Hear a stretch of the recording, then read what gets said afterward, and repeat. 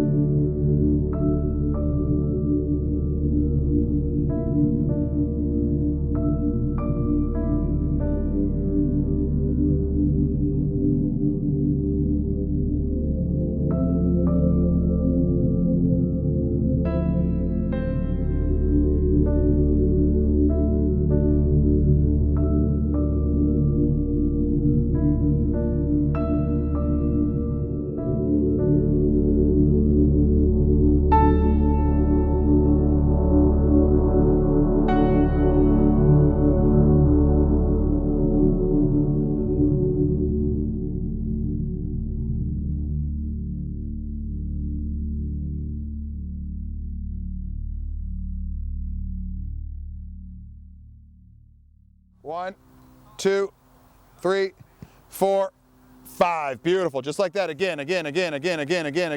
Set. Slow. 1, 2, 3, 4. What is Rubio? 5. He is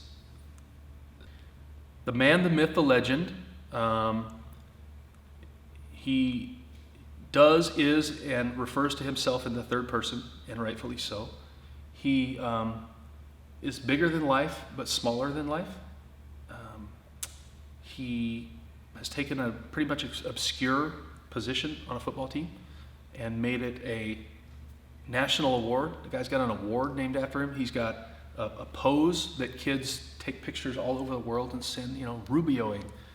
He has a phenomenal facial hair. He has a goatee, a shaved head.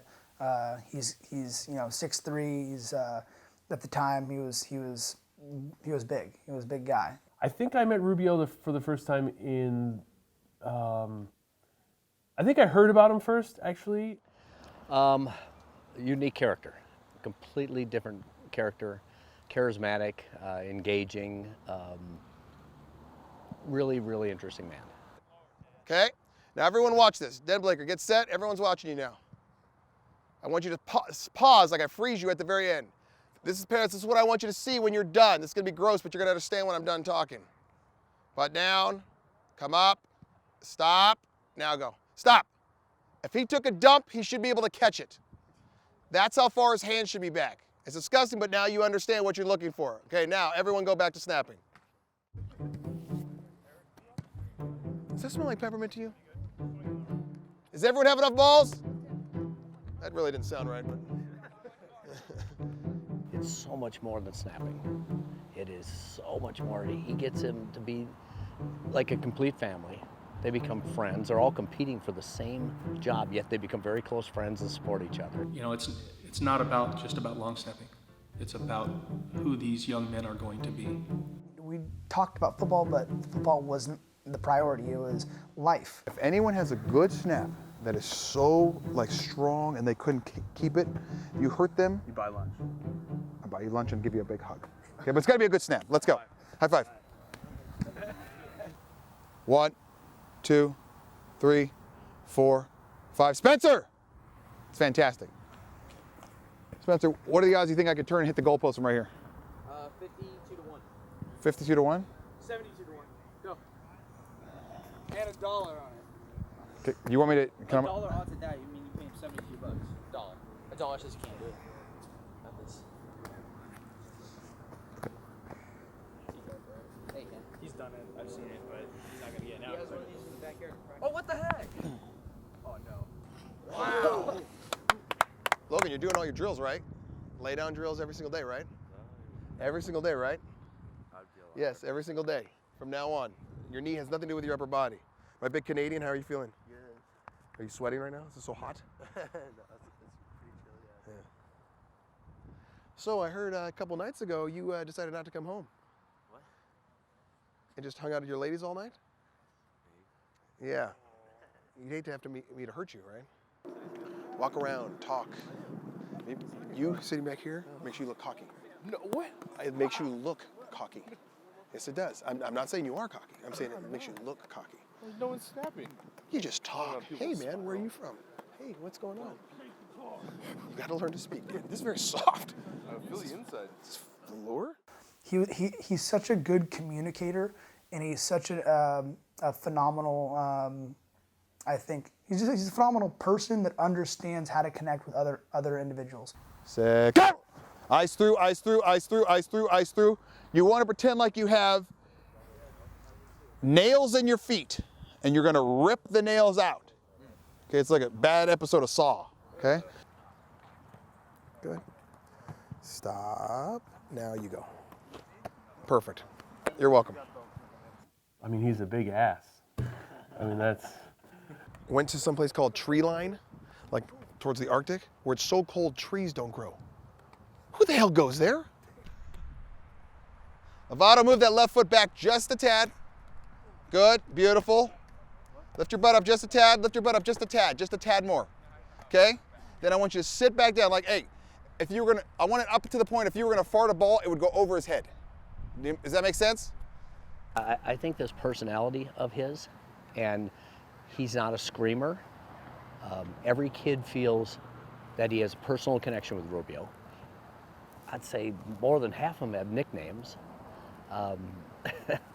He's a different guy. He reaches the kids and motivates the kids differently than like high school or college coaches do. Okay, right there. Okay, you're gonna hit the flag, the pole, the white pole. It doesn't have to hit the red, just the pole. Okay, we're gonna do a 15 push-up bet. Okay, you've got to be honest. Nico, you're in charge of your group for honesty. Carpinteria, you're in charge of your group for honesty. Big Sam, you're in charge of your group for honesty. Slim pickings over there. Canadian, you're in charge of yours. Okay, 10 times. First one to 10, go. Go. You have 5? Garza, what do you guys got? What do you have? 1? What's happened? Is there some sort of wind draft on this one? This is a drill to get them to not think, to get them to relax, have a little bit of fun. Yet they're still using all the snapping motion. I hate doing things like militaristically, even though like time-wise I am that way. I can't stand when you do things where, you know, have some fun. You know, like just like anything, it just relax, have some fun. It's not a hard thing. Don't make it harder than it is. And this, you can hear the laughter, you can hear everyone having fun. That's what I want. I want them to have a little bit more fun so they're relaxed. almost blasé about it, you know? Get him, buddy.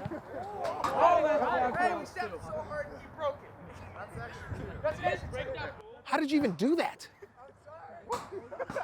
I'm actually more impressed than I am mad. Rubio is, he's a pretty amazing man. I've only known him for maybe 7 or 8 years, but I can't remember ever not knowing him.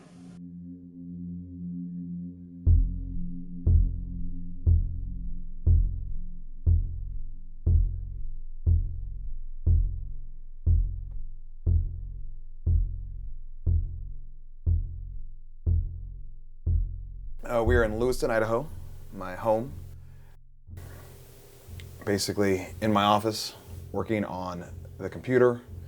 Got emails on the left, and then basically website, blog, Twitter, Facebook, LinkedIn, back into the website, back into the blog on the right-hand side, jumping from both back and forth, and then you also have the phone plugged in. So if any text messages come in, you can answer them pretty much right away. Real busy time of the year right now. Not busy with camps per se, because we just finished June and July, but massive amounts of uploading film, creating the films, the movies of the kids for YouTube. Then you got to do all the rankings, and while you're trying to do that, all the emails are coming in, so you're trying to basically keep everyone at bay, and it's hard because I'm the one that does it all, so it makes it a little bit more tricky.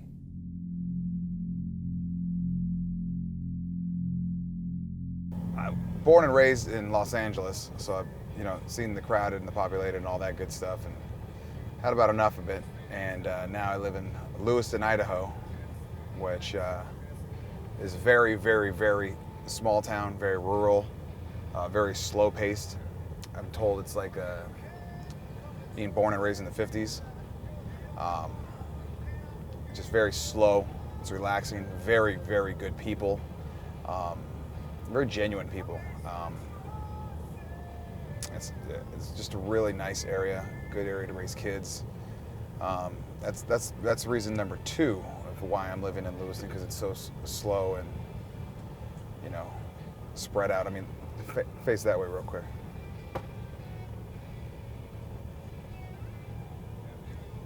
I mean, you can see there's a whole lot of nothing. But that's what I like. I mean, it's great. If I want to see a big city, I travel so much that I get to experience Chicago, Charlotte, Atlanta, New York, Miami, cities like that. That's great and all, but it's small doses. And so I get to come back here and just relax and hang out with some great friends and family. And that would be the second reason. Number 1 reason I am out here is because of my beautiful wife, Jolie. So the story how I actually, quote unquote, met Jolie, it's pretty interesting to say the least. All right, so in 1949, my mom, Deb, was born in Pittsburgh, Pennsylvania. So about 3rd grade, we'll go 1954-ish, my mom moves to California. Her best friend turns out to be someone named Barb Eakins. They're like 2 peas in a pod. Okay, so from elementary through middle school, through high school, blah, blah, blah, have a great time. They are each other's bridesmaids, and they are just inseparable. So in the late 60s, Barb, Jolie's mother, is dating someone named Joe Herrera. Joe goes to Vietnam. He becomes very, very good friends with someone named Leroy Damiano. They're very, very close friends out in Vietnam. Leroy ends up dying out in Vietnam in war. Joe escorts his body back to Harrison, Idaho, meets the entire family, the Damiano family, has a, really connects with them, leaves the body with the family, spends a couple days with them, and then he goes back to Covina, California. Tells Barb, you got to meet this Damiano family up in Harrison. It's a great, beautiful location. They're just great people. She goes, okay, when we get a chance, we'll go up there. They go up there. Barb says, they're wonderful people. I love them to death. Great people. They come back. They get married. Joe and Barb get married. He gets killed in a tragic accident when he was working for the police force. So now Barb is basically like a 22, 23-year-old widow. She ends up going back to Harrison, Idaho to speak with the Damiano family because they were so nice to her. She just needed something to get out of California, get a little bit of comfort in her life because, you know, she's a 22, 23-year-old widow. While she's up there, and she ends up speaking to Leroy's brother named Dale. One thing leads to another. She gets married to Dale Damiano up in Harrison, Idaho, and they have a kid named Jolie Damiano. Jolie is named after Barb's first husband, Joe Herrera. So you've got Jolie Damiano is born in August. And then about 3 months prior to that, you had someone named Christopher Rubio born. So you had Deb had a boy, Barb had a girl within 3 months of each other, and they were basically raised as like brother and sister or very close cousins. Where I would see Jolie, she would come down to California and do the whole, you know, let's go to SeaWorld, let's go to Universal Studios, let's go to Disneyland type thing. You know, the standard vacation from an out-of-towner. And she would always stay at her place, and we had a great time. It was more brother and sister growing up. Chris was just like a brother to me growing up. We'd see each other probably twice a year, and we'd go to Disneyland, we'd do spring breaks together. We went on trips. We went on a trip together in the 8th grade to Hawaii when we both graduated from 8th grade. And Jolie was a mature 8th grader, and I was a chubby, non-mature 8th grader. And I remember she just absolutely hated me because it was one of those where, like, what do you want to do? And I was, well, obviously we're going to order pizza. Like, what else would you do? And she's like, you don't want to walk around, go to the beach? And I'm in my purple sweatpants going, no, I'm good. Let's just order a pizza. And I remember we just stayed in a hotel room, and she just, every time I looked over and I was eating the pizza, she just looked at me like, oh, what the hell? And it was great. So you could say almost that I was attracted to her a little bit more when it finally came around to it. But that's how essentially we met.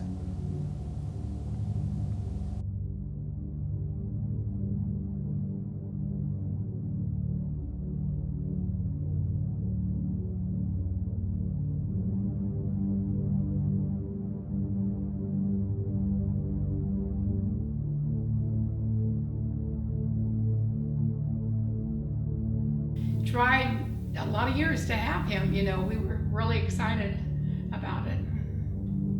Everything I could have hoped for. My mother's name is Deborah Patricia Rubio. Everyone calls her Deb or Debbie. My dad's name is Frederick Lawrence Rubio. Everyone called him Larry. They were married, I want to say, in 1973, and they were divorced, I think, when I was about 9 months old. I went with my mother. I stayed with my mom. I was very much a mama's boy growing up. They got divorced when I was so young that I honestly didn't know the difference. I would go to my buddy's house, and you know, dad would come home from work, mom would come home from work, and I almost thought that was a little odd. And I would see my dad, you know, a couple Sundays a month maybe, and then he'd be around for some sporting events and things like that. And then that was all just waves like this. Growing up, when I would say until 6th, 7th, 8th grade, right around there, he was around, and he would come by pretty much, you know, like every Sunday. It was kind of odd because he would go hang out at my mom's house. Like, she would leave or go to the back room or something like that, and he would just hang out, and we'd play catch or barbecue, things like that. There was one thing with his dad I remember when he was playing baseball. He always made home runs. He was always a good hitter. First of all, he was slow, so he didn't want to have to try to run out the ball to first base. So he'd hit him over the fence and he'd make a home run. A couple times his dad would say, there was, you only made one home run or something like that. Was thought that criticizing him might make him do better, which wasn't a good theory. But Chris and his dad weren't communicating very well when maybe junior high level, and Chris had to get glasses when he was like 5th or 6th grade. And I can remember him writing his dad a letter saying, it wasn't that I wasn't a good baseball player, I needed glasses. And I just broke my heart that he thought he had disappointed his father because he wasn't playing up to his expectations about, playing baseball. It was almost like he would try to sum up like 6 months into a weekend. So we'd go hit balls. Instead of hitting, say, 30 baseballs, it would be 300. And by the time I was, halfway done, I was like, oh my gosh, I remember just saying, please just let me like hurt my shoulder real quick just so I don't have to keep going. I do remember like a 7th, 8th grade time frame where he just wasn't around. And I remember a lot of time, you know, looking towards the crowd like, maybe today, you know, one of those things. And I remember asking my mom a lot about it and saying, what, and I don't know. She'd say, I don't know. You've done nothing wrong. I don't know. I can't explain your father's actions. You know, and it's one of those things where to this day, I still don't know. You talk about, you know, finishing a sentence with an ellipsis, ... You're looking at it, man. My mom did a very good job. Deb did a very good job of, if I wanted to do something, I could do it. Like she would say, if you can do it, why can't you do it? You know, like, you're the best at it. You know, what? And I'm, okay, I guess I'm the best, you know? And it was one of those things that, you know, the confidence that she gave me, I like to give to others as well. And that's why I'm very big on that. Like, if you believe you can do something, you can do it. He had a lot of confidence. Even though he was a little bit chubbier and sometimes a little bit slower, he had a lot of confidence. I can remember once he came home and said he was going to be in a talent show. And I thought, oh my God, you know, what talents do we have here? I played football in the fall, went to basketball, went to baseball. Then in the summertime, I'd go to my grandparents' house and I'd play golf. And I was almost the kind of kid every single time I didn't want to play, I didn't want to play. And then my mom would say, just go, try it for 1 week, see if you like it. As soon as I went to one practice, I was hooked. He'd get nervous in the beginning, but then as soon as we signed him up, he would go to bed with the glove if it was baseball, the football if it was football, and he would, in his bed, he would toss it or play. And then I could tell that he was into it because he would start bringing, you know, set his cleats out and get ready, you know, for the sport. And so I could always tell, but I always told him, you have to try everything first. Then if you don't like it, you finish the year out and then we won't do it again. But you have to try it first. You just can't say, no, I can't do it. Growing up bigger like that was definitely not, you know, and that goes into the sports as well. I mean, growing up, I could never play tackle football because where I lived, everything was done by weight. So if you weighed 125 pounds, you played with another 125-pound guy.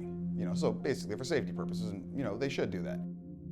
My mom never allowed me to play tackle, and finally in 3rd grade, Mom, you gotta let me play, you gotta let me play, you gotta let me play. She goes, let's go check, see what you can do. Yes, I'm all pumped. Get to the weigh-ins, they're like, yeah, you can play. And I'm like, this is wonderful. They said, you're gonna play with the 8th graders. And I'm, you know, an 8-year-old 3rd grader playing with 14-year-old 8th graders. And my mom looked at me and I said, I'll go back to flag. And so I was able to play flag football because there was no weight limit. It was just done by age. So I played flag football, I want to say from like 1st grade all the way until 8th grade. And I was a quarterback. And that's how I learned how to do what I do. I mean, I was just a big kid who could throw the ball very far. I had no footwork, no athleticism with my feet. It was a shotgun, Rubio turns and throws it every single time. And I could throw the ball, you know, 40 yards, which, you know, as a 5th or 6th grader, that's like 7 miles. And so that's what I did.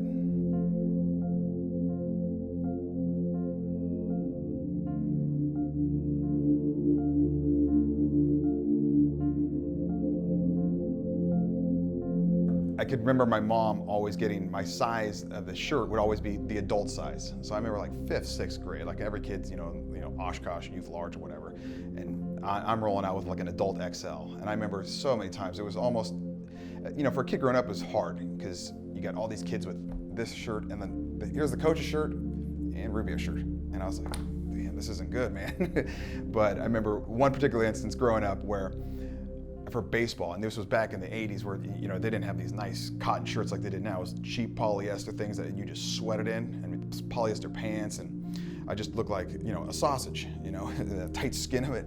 And my mom would put the shirt over a rocking chair, and so it was great. It would stretch the thing out all night. 1st inning, to put it on, whew, loose. 2nd inning, loose. 3rd inning, 4th inning, 5th inning. I mean, I looked like I was gonna explode. Thank God it didn't have buttons or someone would have lost an eye. There was even one time when he went out for basketball and that jersey just was not gonna fit. There was no way, I couldn't stretch it. I tried everything and then I had to take it. I don't know if you would want this to be known. the jersey just didn't even come close to the right size. And I remember my mom cutting the sides of it and adding material just so it fit. And bless her heart, she picked the wrong color material. So it was kind of obvious to see where it was all stitched together. And I was like, oh, good God. Not only does it not fit and there's a huge cut on both sides, but now it's, royal blue, navy blue. And it was like, oh, this doesn't bode well. He was a little bit worried that they would notice, but at least it fit and they let him wear it. It was just never going to happen for the poor thing. I was well over 2 clicks by like 6th grade, I think. But I was a good athlete. I was a very, very good athlete. I mean, I made all-star teams on baseball, basketball, football, all those, and I think that helped out. Where I was big, but I was still athletic. So I was never, the quote-unquote last kid picked. I was the first kid picked, or I'd be the team captain, and then I would always pick the last kid picked first, just to piss everyone off. And because it's the whole underdog thing. I was like, come on. And I used to tell the other kids, I'll still beat you with this kid. Like one of these, and then you're going to feel even worse. He was always a good athlete, but if there was someone that wasn't quite as good as he was or something, he would always be sure to throw the ball to that kid. He was very, very kind, and usually it was to the ones that weren't as athletic as he was or whatever. He had a lot of compassion in him, so I knew he would always be, whatever he did, it was going to be with kids or something, because he was always good with them. I was 8th grade, and I was playing for a team. We were playing up against this one kid, and I remember this kid, he was long time, like, everyone knew him at the school. There was something just a tad bit off about him. He didn't have like any severe disabilities, just there was something, he wasn't firing on all cylinders. And he got up to the bat, and this was the kid who never even came close to hitting the ball one time all season. I mean, he was a given out. And we were winning by like 10 runs or something like that. And I remember he got up to bat, and I threw a pitch, and he wasn't even close to hitting the ball. And I was thinking to myself, this kid's never gonna hit the damn ball, So next pitch, I just lob it, like this. And the kid swings, and he like foul tips it. Barely goes, and the crowd, get emotional. The crowd starts to like kind of look, because they're like, holy crap, this kid might actually get a hit. And what the hell is Rubio doing? Because I was known as like a good pitcher. I wasn't, Nolan Ryan or anything like that, but I was able to throw strikes. So the next pitch, and my coach goes, what are you doing, Rubio? What are you doing? I still remember this. Rubio, what are you doing? Strike him out, strike him out. I was like, no, I got it, no problem, sorry, bad pitch. Next pitch, lobbed it again. He hits it, comes right back to me.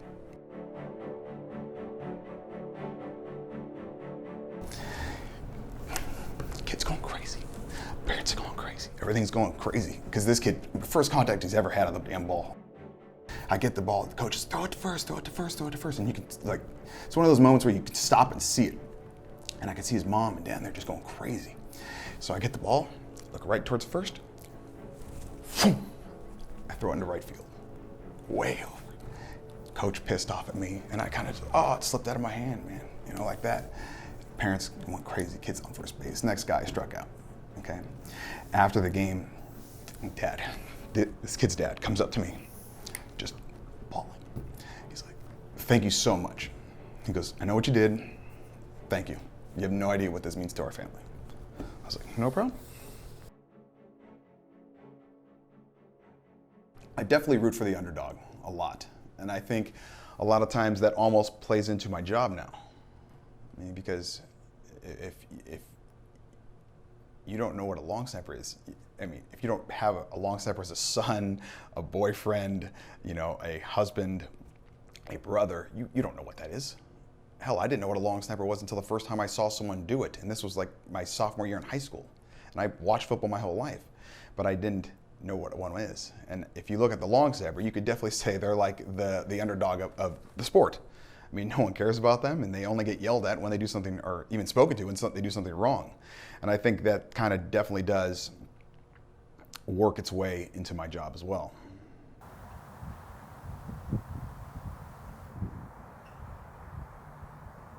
What did you do wrong? No, before that. Nico, say it again. He didn't get set. He never allowed himself to get set, okay? You are the most important person on the field. They will never kick the ball without you, I promise. Okay? It just won't happen. If you notice, he got his hands on the ball, he kind of went down and then just went. Get down, relax, enjoy life. Okay? You got as much TV time on your butt as possible. Then you snap the ball. Okay? Do it again.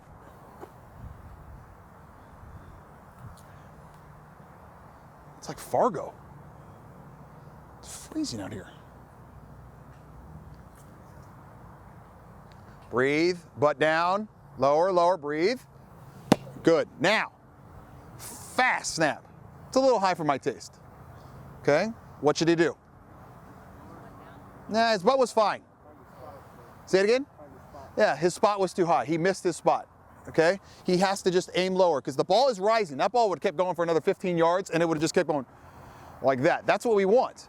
Okay? The faster you are, the lower your spot has to be, because the ball will rise, just like a jet. Okay, as the kids are younger and they're not as strong, their spot is higher because it's going like this. And that's okay. When you're young and you're a baby, that's what you gotta do. Okay, but if the ball is fast and it's rising, let it rise. Just aim lower. Okay, do it again. It is not a center. You are a long snapper.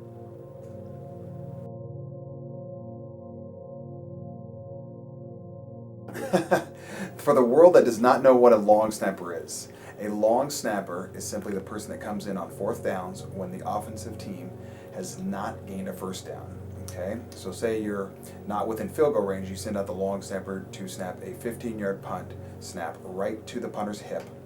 So right-footed punter right on his right hip, left-footed punter on his left hip. It should get back to the punter in about 0.75 seconds. Then at that point, you're gonna have to snap, then either block left or right, or if your team does not require blocking, you have to go downfield and try to make a tackle. If you are closer, you're within field goal range, you're going to go out there and snap a short snap, or basically a PAT, a field goal snap. That's going to be ranging between 7 and 8 yards, and the entire process from snap to kick should be less than about 1.35 seconds.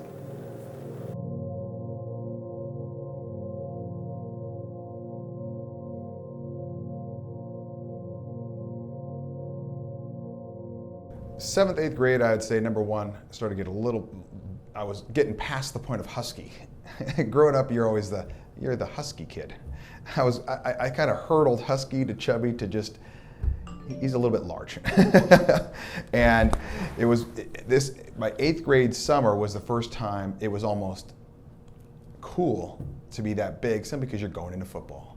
And what better purpose for a large man than going to play football? And I thought, this is great. I can finally be able to use my size. I can play tackle. You know, people have been telling me, okay, because high school you'll get to play, you'll get to play, you get to play.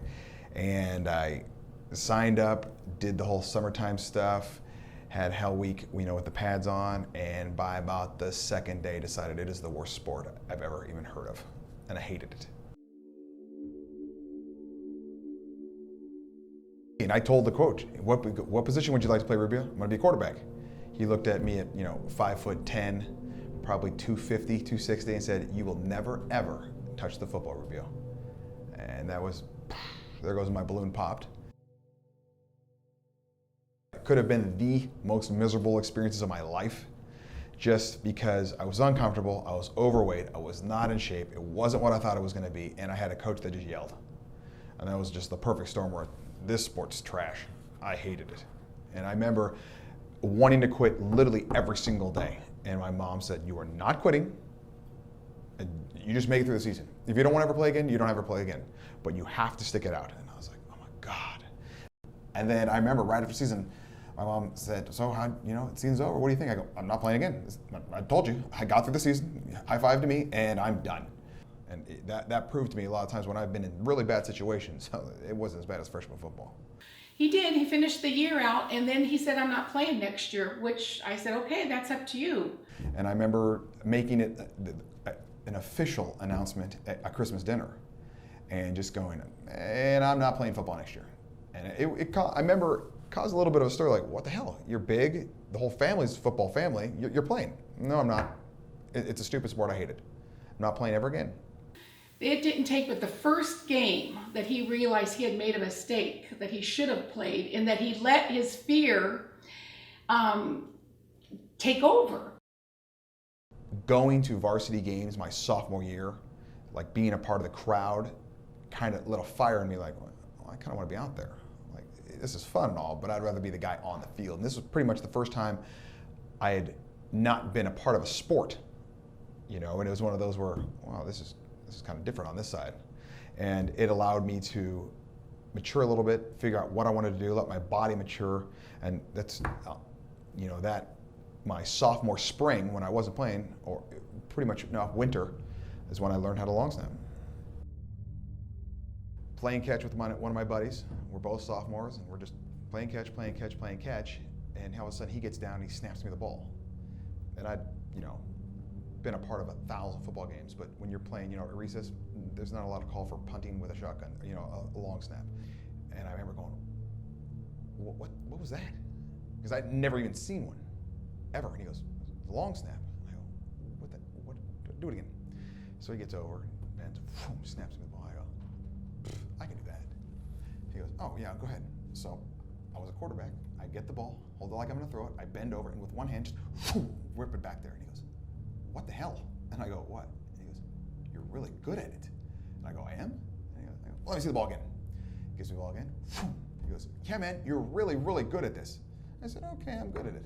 Didn't even think anything about it. I would go back to my house, and I had a tree, I remember, and I used to just see if I could hit the tree. You know, I hit the tree again. Let me see if I can do it again.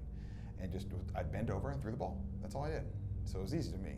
And then spring football comes out, okay, for junior year, so I'm going out at the end of my sophomore year.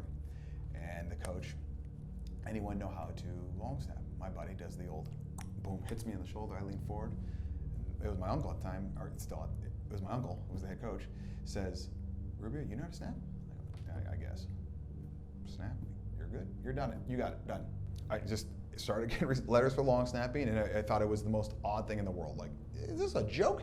Seriously, I'm getting letters for long snapping? And this is something that, you know, 24 months prior, I never even heard of. And now schools, UCLA, USC, Cal, all these schools, Columbia, Pitzer, are looking at me as an athlete. And it was, you know, I didn't do any like full-on official recruiting trips. This was pre, you know, long snapper was actually getting some love, so to speak. So it was, you know, a coach would call me, something like that, and you know, oh yeah, we're kind of interested in you. We've seen your film. We'd like you to, your grades are good enough, things like that. And I remember one particular time I was on the phone with Columbia. Columbia called, you know, and wanted him to play. Well, the thought of my son going cross country was almost more than I could take. And my mom handed me the phone. This is pre-cell phone. Chris, you got a phone call. Oh, yeah. Talking to the coach, I'm like, yeah, you know, Columbia, I've heard of it. It's a good institution, highly academic, blah, blah, blah. And my mom, Christopher, who are you talking to? It's a coach, Mom. From where? Columbia. You're not going to New York. And I was like, and the coach immediately goes, so I guess I should stop recruiting you? And I go, yeah, probably, sorry about that. And so it just, and it was down between like UCLA and Pitzer. Pitzer was a smaller academic school. And I ended up choosing UCLA because I always wanted to go to UCLA. It was like a dream to go there. They took me as a preferred walk-on, basically, and it was back in the time when you could have multiple position walk-ons. I don't think there was a limit or anything, or they just took a whole bunch of long snappers, because I remember one of the first days of practice, they lined us all long snappers up, and they'd have long snapper, punter, head coach Terry Donahue, which is a legend, assistant head coach Bob Fields, who's also a legend, and we each had to snap one ball, or two balls, or three balls, doesn't matter, and I was the only one that made it. And they said, congratulations, Rubio, you made the team. I said, wonderful, that's great news. And they said, you have to learn how to two-handed long snap. I said, I don't know how. They said, you have to learn within 1 week or you're off the team. I said, I'll learn. And so then I just started watching the guy that was ahead of me. And I just watched him do it. I would study him almost. I just look at him and look at him and look at him and look at him and just watch him and watch him. And this is, you know, pre-YouTube and internet and all that stuff. So you couldn't just type in like, oh, I wonder how to long snap. I would study him so hard, just watching him in practice, and just keep an eye on him, and I can do this, I can do this, I can do this. And then I would practice all, you know, these little drills that I would make up for myself, which ironically, I use now for the kids that I teach. And the kids like him because I was big and lazy and I didn't want to move, so I made all my drills around me. So none of my drills were like 80-yard sprints. They were all like, okay, we can do it right here, and we'll make sure we take a 5-minute break. you know, and things like that. And that's why they work. I know they work because I did them. I invented them. And then I ended up my sophomore, junior, and senior season playing and starting a whole bunch of games.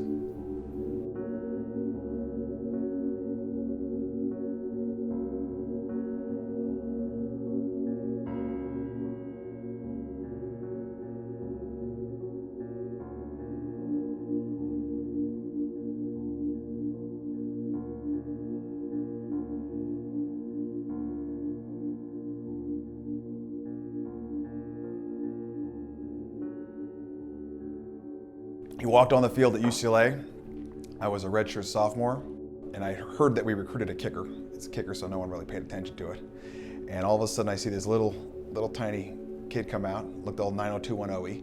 His hair's all gelled back. He's kind of got this little walk to him, and a little tiny kid, and I go, oh, that must be the new kicker. If anything, I think one of the first things he said to me, he says, "You're that guy in scholarship? You better be good." I think that's one of the first words out of his mouth. So I do have vague memories, obviously, of kind of our first encounters. He was kind of a comedian. He was always around the linemen. So I think he ignored me more than anything else at the beginning. But the best part about him right off the bat was he didn't act like a quote-unquote kicker. He just was like one of the guys. If he missed, it wasn't, oh my gosh, the world's ending, I missed, I did this, and you didn't have the snap right for me. He was, I missed. He never ever once blamed me for anything. Not that he could. I mean, I threw pearls back to him. And you know, I snapped him for 3 years. My joke always was, that guy's seen my butt more than anyone in the world. To get Rubio to snap to you made all the difference in the world because you know, laces were always there. Punt snaps, the location was always spot on. So it just felt like, you know, there was no rush because the timing was so good using Rubio. My junior season, between my junior and senior year, I started having back issues. Like, you turn this way, turn that way, and you go, ooh, you know, you kind of feel something. And one day we're doing off-season conditioning where you had to run around the entire football field in X amount of time. And I remember running, about to make that first turn after 100 yards, and all of a sudden, like my wind got knocked out of me as I was standing. And I always describe it as the scene from Dance with the Wolves when the buffalo gets shot and you see it fall and just like this. That was me. And I couldn't move. I felt like I couldn't move at all. And the trainers came over and the conditioning coach came over and some other guys came over. What happened? What happened? I go, I don't know. Something went wrong. Something really happened bad. And my back was just destroyed. I mean, they looked at it and they said, number one, there's no air in your back. And I said, okay, well, what does that mean? And so then they basically said, you shrunk. I was 6'3" 3/4. Right after that, I was 6'1" 1/2. And I was like, yeah, that's probably not good. And then from that point on, it was just so much therapy. I mean, I remember ice baths and the stem, you know, the electricity they put on your back and just the hot pads. And it was, you know, we're looking at 2 hours easily a day. And the whole time Sailor was with me. You know, he graduated a year before me because he had redshirted. I didn't redshirt. So I remember seeing him my senior year when I had a new long snapper in, and he always said, you missed that one because I wasn't there, you know, things like that. So we had a bit of a relationship still, but he kind of went and did his thing and went into the teaching world. And then, like I said, I was still in college. So we lost touch a little bit, but not a whole lot. I mean, we did get together for some family deals here and there, but it wasn't anywhere near what we were in college or what we are now. We kind of had that year of separation.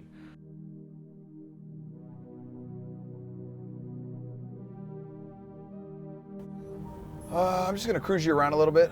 Lewiston, Idaho. Just a couple sights. It's kind of hazy today, so you're not going to get too much of a view. It's been really warm here. It's 95 degrees right now. It's 5:30, but 0% humidity. Anyone that knows me knows I have a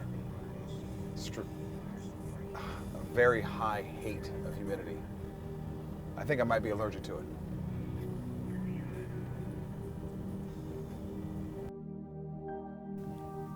So this is where I do my lessons. I have 2 locations that I do lessons at. This is the outdoor location. This would be when the weather's good. In the winter, it doesn't snow in Lewiston a lot, but it does get cold. I have an indoor location that I can use as well. So this is the outdoor. One of the best things about this, if you look around, there's no one out here. There's maybe 1 or 2 cars that'll pass by on the street, maybe some guy riding his bike around the track, maybe someone brings their kids, but there's no one else around here that cares about long snapping, which is great. So when the kids come out here, I basically relax, and I always tell them, no one around here cares, man. Just do your thing.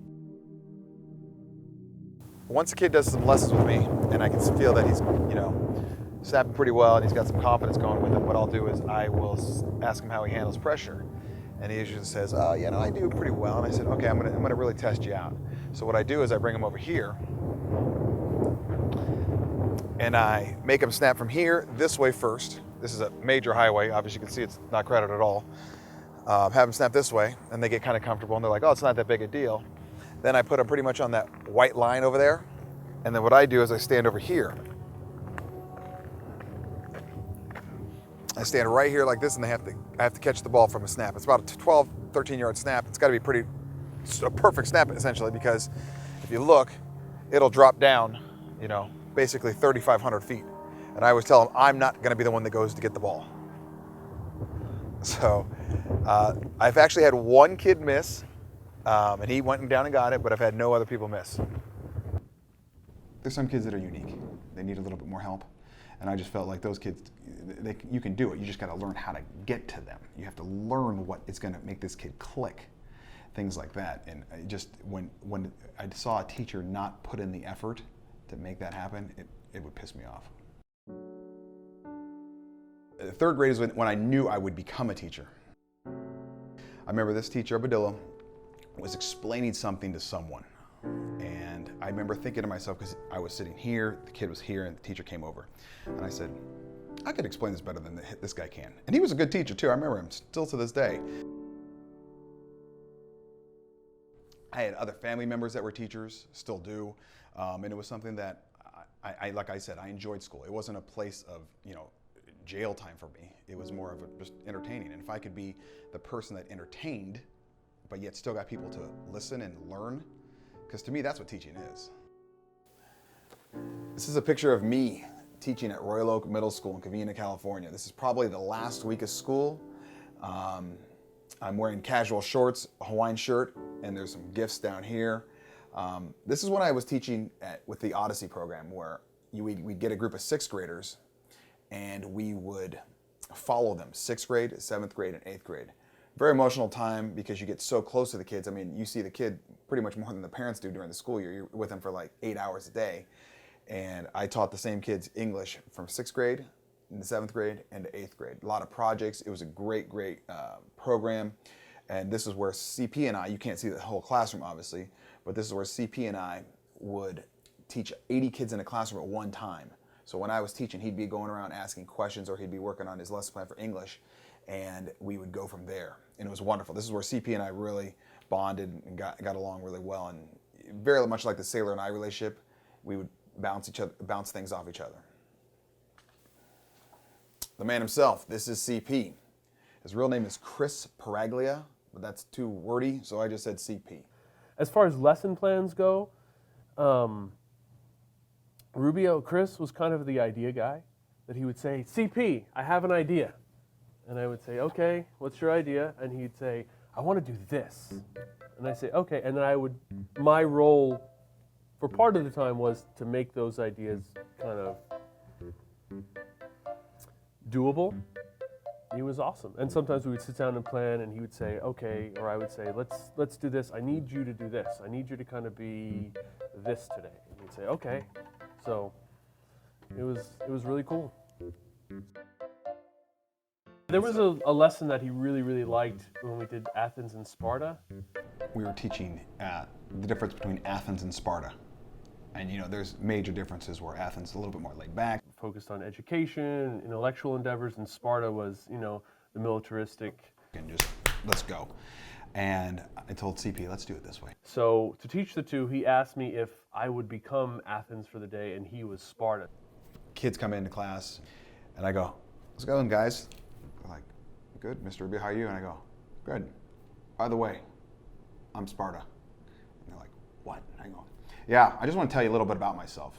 Number one, everyone's going to the military. Every single person, everyone. You do exactly what I say. Like if I said, you should probably write this down because it might be on a test, you probably should write it down. And then, they would kind of sit there and I go, so let me just reiterate.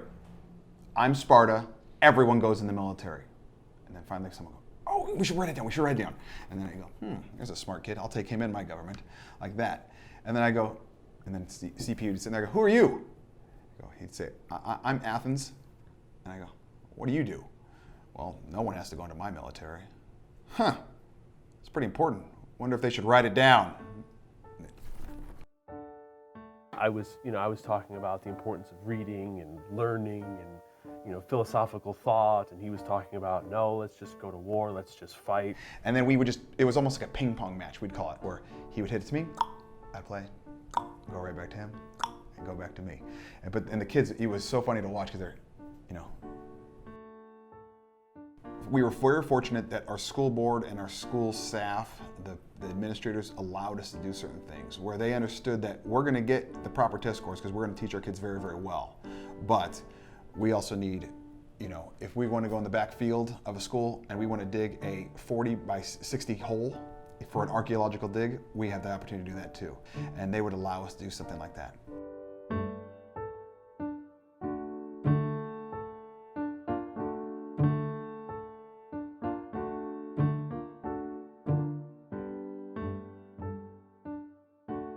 CP and I obviously were good friends. He was one of the things we had in common was we were both large.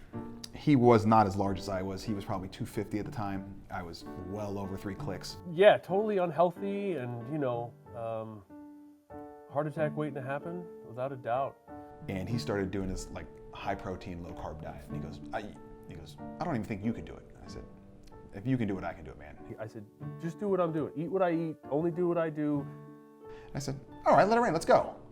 So he started bringing me breakfast and lunch. And it was just one of those things where breakfast and lunch would come, and then dinner I would text, hey CP, can I eat this? No. Damn. Okay. CP, can I eat this? Yeah, you can eat that. Okay. And so he was kind of like my food coach. I don't know if my body was maturing or what, but it just took off inches very, very quickly and ended up becoming healthier for it. That was a part of his persona though, he was just this large, just this presence, physically and verbally. One day he came in, this was at the beginning of the 7th grade year, and he said, I think the kids should build chariots. That was one of his ideas. And he said, he goes, CP, how are we gonna make that happen?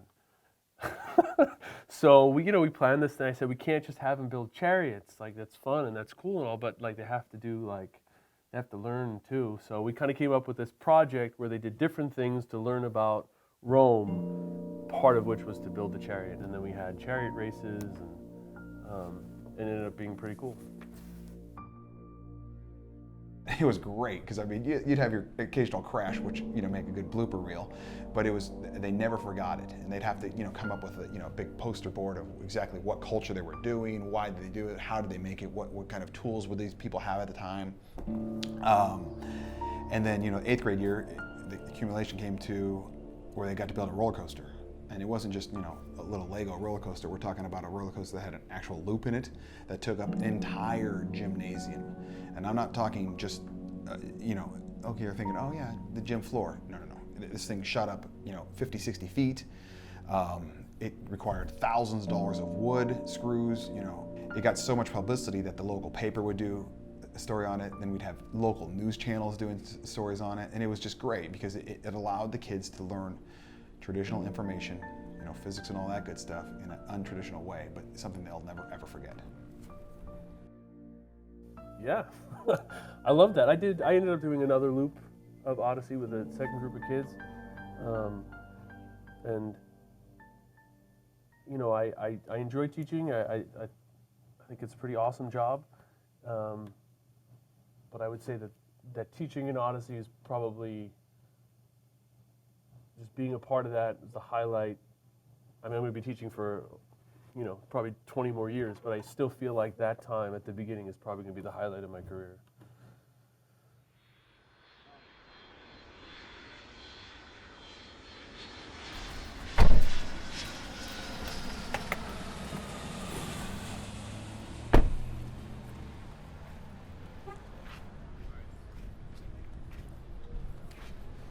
Top 12 camp. It's June 21st. We're in Southern California. This is easily my favorite camp of the year because you get to meet the kids and experience more of them on the background level. And I was just thinking to myself, Sailor and I combined in June right now, this is June 21st, I would say we've been in 10 hotels. At least. In just June. So, one more. Here we go. It's a familiar one. Immediate find of power source. Phone dies at least, we'll go 6 times a day. Right now is making sure that these people get these rooms ready for these kids. I'd like to let the kids hang out a little bit, if you will. I'd like to see them relax a little bit before they have to go on the field. I know the kids are going to be very nervous right now. And I want them to relax. I know this is a very, very big weekend for them. A lot of people are already looking forward to it. They've been anticipating it. I was talking to a kid yesterday, one of the top 12ers, and I said, he was just texting me a random question. Then I said, okay, relax for tomorrow. And he goes, I go, are you ready for tomorrow? He says, I've been waiting 2.5 years for this. All right, so from the Vegas events, we choose the top 12. In January, we pick the top 12 kids. In May, we pick what's called the event elite. There's no limit, there's no minimum, there's no maximum. It could be 1 kid, it could be 20 kids. Just the best of the best. They all come together. They're invited to one of our only invite-only camps in June in Los Angeles. So they fly in from all over the country. It's instruction, it's a lot of competition. It's just the best of the best. You don't have any beginners there. You have to earn it. You have to earn the gold shirt. Then the kids wear it with pride. You'll see them wearing it at every camp there from that point on. Whether they go to a college camp or one of our camps, they're always wearing it. It's kind of basically like, you know, getting a Letterman jacket. And it's a bragging point, and it should be. I think our ratio of kids wearing that gold shirt and going to college is about 99%. So it's not something we just, oh, everyone's invited to this invite-only camp. No, that'd be stupid. It's, you have to be the best, and once you're the best, you get to go there, and the best get better, and you get to see how the kids compete, how the relationships they build. That's the big part. That's my favorite camp of the year. The kids really get to know one another, put them up in a hotel for the weekend, spend a lot of time with them. It's just an overall wonderful camp. One of my little things is whenever my long snappers go to college, you know, for instance on scholarship, preferred walk-on, I always request a pair of shorts. Carew, come here. This is Tanner Carew. He's the #1 long snapper in the country for 2014. He just committed to Oregon. The Oregon Ducks. So I said, where's my shorts? And there you are. Thank you.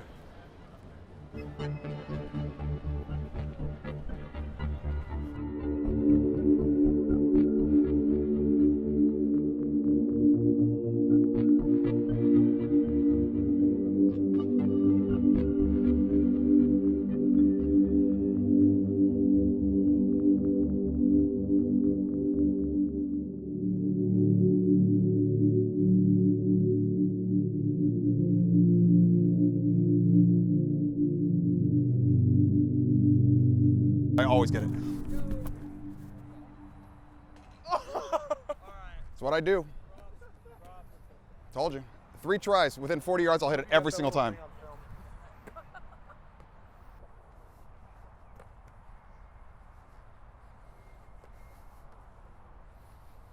Morrison, how excited are you to get that shirt? The yellow shirt? I'm very excited. I'm going to wear that thing to church. You know? That's a good comeback. Youngstown State Penguins back to Wisconsin. Sit!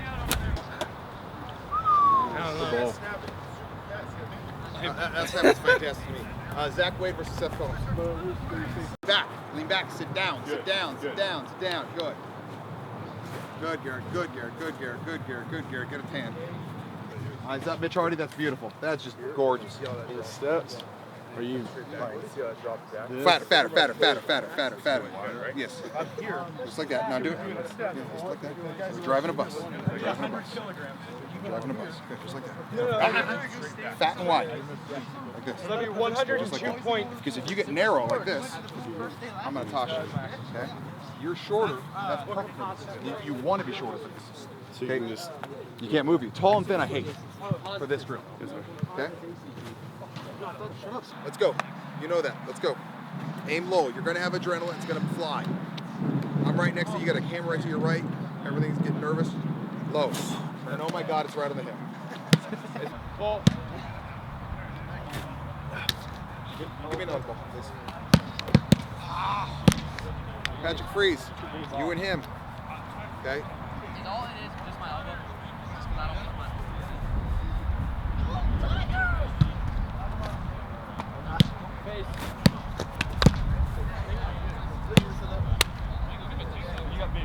See it? Yeah. That's what you need to do. You have a big head. It's not for the bigger brain. It's for whipping it through. You can cheat.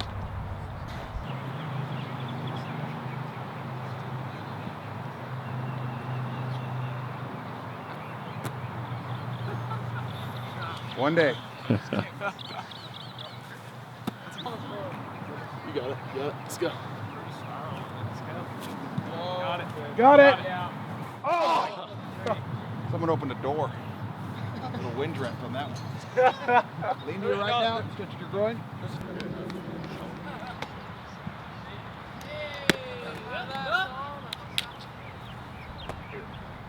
Got it? Morrison. Joe. I feel Big Nate. Fantastic. Big Tom. Big Freeze. Davis. Is everyone refreshed?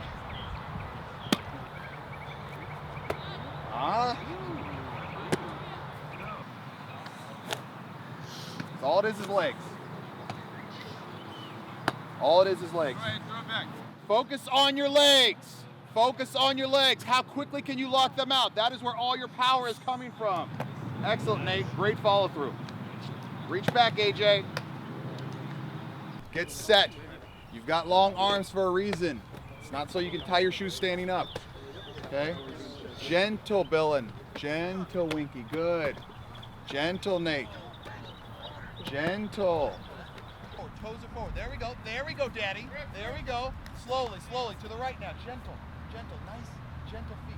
Gentle. Gentle. Toes are going forward. To the left. Gentle. Gentle. Kyle, that's 2 big steps. Gentle. Gentle. To the right. Gentle. Don't put your feet too close. Don't put your feet too close. I mean, it's still, I'm going to go with 80% dark. Yeah. But it's definitely creeping up. It's dignified. That's what I say. I think I look more dignified as a proper More word. George Clooney? Well, salt and pepper. Clooney-esque. And everyone always says, "Are you, gray up top?" I got nothing. I can't tell. I shave my head, once a day. I can't wait for it. Can't wait for what? A little salt and pepper. Are you getting I'm any? really great. No, up here. You got some bread in your beard. Yeah, I know. Hard, hard, hard, hard. Woo-hoo! Okay, go get some water. Come back to me. Let's go get some water. Get him some water. Your hands stop. If I'm punching you, you went like this. Stop. Instead of like this all the way through. All the way through. Now, don't worry about your legs. Your legs are fine. It's your hands. Stop them. If I'm going from A, B, C, all the way to Z, you let the ball go to M. Instead of all the way to Z. All right, so just follow through. Go get some water. It's funny. He does these national camps, but he also does like the top 12 camps.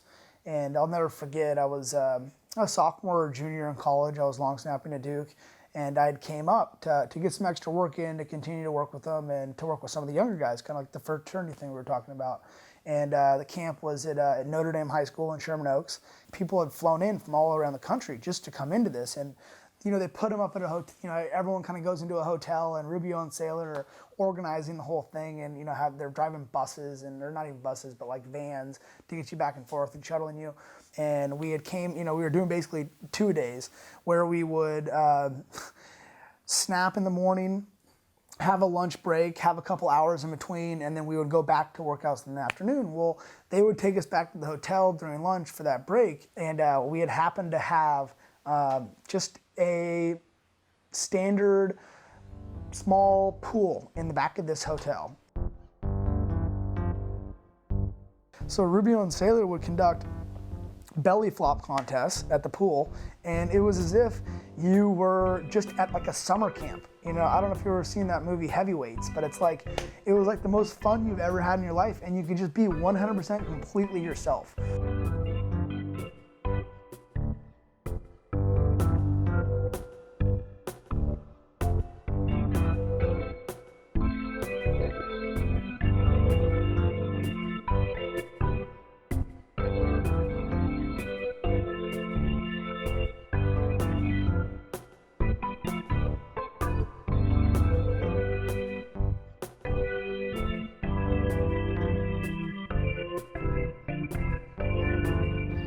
We'll talk about it, man. It was depressing. We've won it 10 years in a row. It's been 10 years. It's been a long time in the making. Kickers come through every year. To be honest with you, I think the Snappers have been cheating all these years. We came out a little bit too confident. We've been dominating so much in the years past that I thought it was just a given. They had a kid, I don't know if he was a ringer or something, because I've never seen this kicker before. And I'm letting you know he was phenomenal. He deserved to win. He got good height. He used his athleticism a little bit more than we expected. He didn't have a lot of LBs, but he still was phenomenal. I mean, we went out to a champion, but it's still depressing.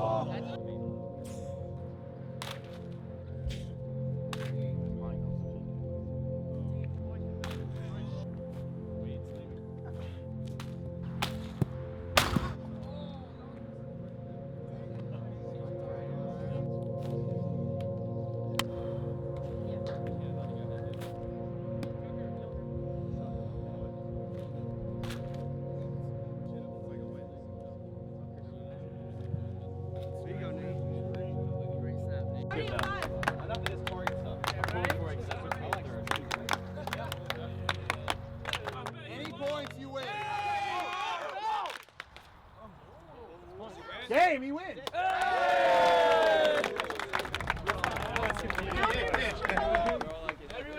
I got into my business because I needed to have an income. I needed to start a family and do those sorts of things. And so on the side, when I was playing professionally, I started doing lessons. So I worked lessons, got a chance to work some smaller camps, things like that. But it was kind of more of a way to pay some bills. I really didn't start big camps until the idea of Vegas came up. And talking to these coaches, they said, we need something to see these guys. If we can't see them, we're not going to offer a scholarship. In Vegas, the first thing I thought was, this has to be real football. All the camps I had run were, using kicking sticks or things like that, but we never had long snappers. And so I said, I got to bring some guys to basically facilitate our drills. I get a call from Sailor. Rubio, what's going on? I said, what's up, man? What do you need? He said, I'm running this kicking camp. I said, fantastic, good job. He goes, I need snappers there. Kind of all basically to facilitate the drills, just to start. He goes, I want you to be the instructor there. I said, hey man, this has been like 3 years. I don't even know what I don't know how to do that. He goes, you got a good personality. You obviously know what you're doing. Come on. Sailor, I don't know, man. He goes, I need you there. In or out? I go, He goes, I'll pay for your trip to Vegas. I go, I'm in, let's go. So I set up like a tryout, sent out some basic flyers, and I had about 20 guys show up to Notre Dame High School that wanted to come out and snap.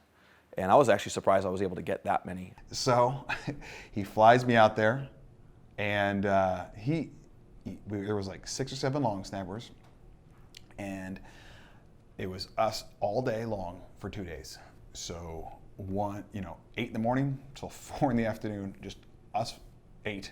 I counted myself because I felt so bad for the kids because they were snapping so many balls that I ended up snapping like 2,500 footballs that weekend.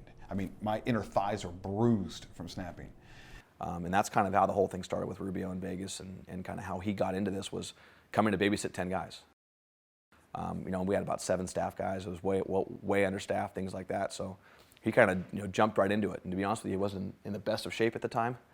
He was more large Rubio at the time. So if you see the pictures and the old videos, it was pretty interesting to watch large Rubio out there. But he could still snap. I mean, he was a phenomenal snapper, and obviously he was a teacher. So that kind of led right into his ability to work with the kids.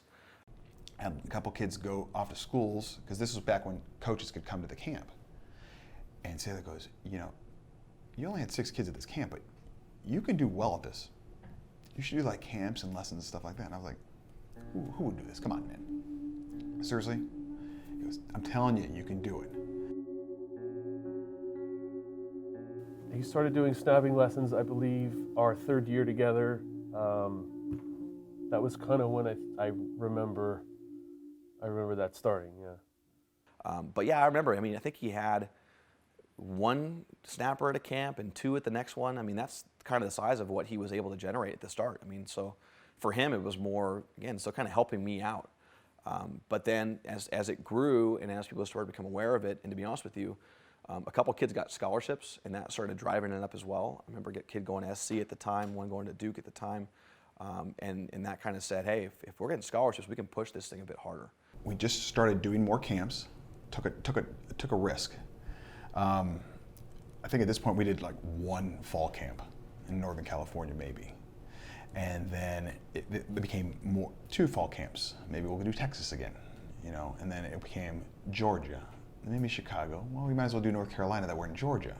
We do that. And then instead of just doing it in the fall, well, let's try the spring too. Let's try the summer as well. And then after about 9 years ago, Sailor and I we were actually in Hawaii for a camp, I believe it was. And we were talking like, yeah, we can do this. And he goes, I think you can do it now, man. I think you can quit teaching. And I was like, you gotta be kidding me. I do remember talking to him about when we started to get like the rosters of kids who were enrolled in the program, and saying, oh, we've got this one who's a sister of this one, we've got this one, and we were always excited about having kids that we labeled generational. And he and I were we were in charge of this generation, and I was doing most of the work to make sure that it happened, and he wasn't really around for it. So, I mean, he was being torn in 2 directions. So when he came to me, and I could see he was very, very nervous about it, because he wasn't sure either. Is he going to give up all this steady? I had the same job for 40 years. We lived in the same house for 40 years. Was he going to really make this big change? In talking to him kind of in his last couple of years, I remember I'd call him, he'd call him on his breaks during school and things like that. He was getting a little frustrated with some of the stuff that happens, being a teacher, the behind the scenes stuff, not teaching, but dealing with kind of the bureaucracy there in the school and things like that. So he'd always said, if I could ever do something to get out of that end of things, I'd be willing to do it. But I know it was very hard for him to let go of being a teacher, because he enjoyed his kids. He had done it for some time. And really, he kind of felt like he was disappointed in the kids that were looking forward to having him as a teacher, that were coming up from below. But it was pretty emotional. I felt like we were breaking up, because, I mean, we had such a great rapport, the 2 of us, and it was so effortless. And then to go back and do it all over again from the beginning, knowing what we knew about each other and how we work well together, it just seemed such a fantastic thing. And I think I got the sense that he had known before he told me. And I think for him, the hardest person to tell was me, because we had built this thing together, and it was hard for me to kind of imagine it without him. It was something that I was looking into because the long snapping business was becoming so big that I would be waking up early to speak to coaches and answer emails. Then I'd go teach from, say, 7:30 to 4. And then from 4 to 8, I would do lessons, or I'd answer more emails and more calls. It was becoming where I'd work 80, 90 days in a row, where I just would, on the weekends I'd do lessons, or I'd run a camp. And it just became overwhelming to where I couldn't do it anymore. And so he said, yeah, man, I think you can do it. I said, oh, okay. And so you're talking to this kid who his entire life grew up, gonna be a teacher, gonna be a teacher, gonna be a teacher, gonna be a teacher. 27, 28, 29, 30, 31 years old, all of a sudden sees, hey, I'm gonna leave this job that I knew I was gonna do my entire life. I'm gonna leave the comfort of getting insurance. As an adult, that's a big thing. You know, the monotony in a good way of wake up, I could ride my bike to school to teach, ride back, just hang out, had, you know, all a bunch of things. And I'm gonna go poof.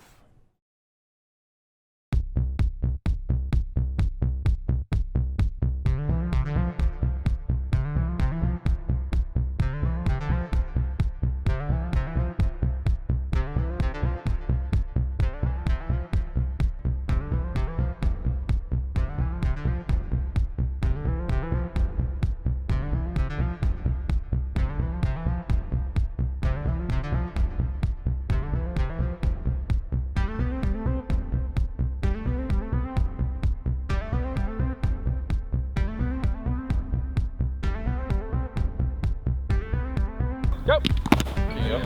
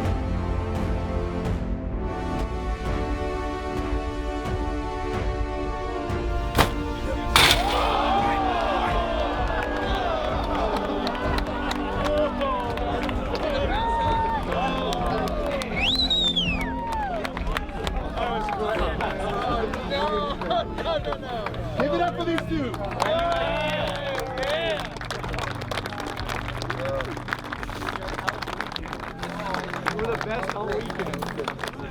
You were the best all weekend. Nice job, baby. Nice job, baby. Everything that you see is Chris Rubio. No one else touches anything. So if you have a complaint, complain right to us because we made the mistake. If you have something nice you want to say it to us because we're the ones that did it. You know, you see a kid signed, you know we were on the phone. If you see the rankings, you know we touched them. You see a mistake, you know we made the mistake. Every college coach knows it, every kicker punter knows it, every long snapper knows it. So we stand behind our work and we're proud of what we do. We just finished our 11th annual. The first one we had 6-7 long snappers, and this last January had 185. So it's grown immensely. It's something that if I had $1, I wouldn't have bet that it would have succeeded. I would have said, you gotta be crazy. And it went from 1 lesson per month to now I live in rural Idaho and have had 85 come see me in a year. And it's not exactly an easy place to get to.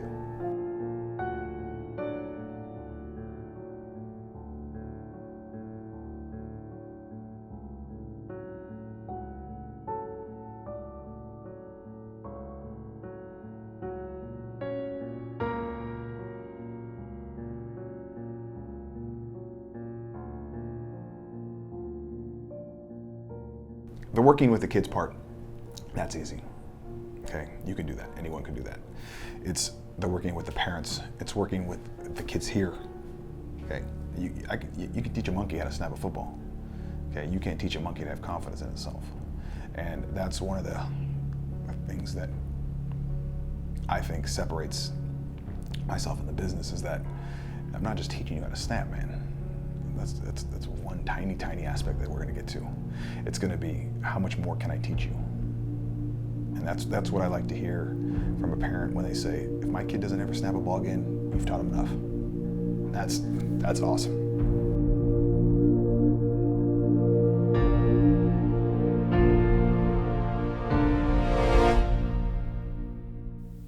Everything truly does happen for a reason.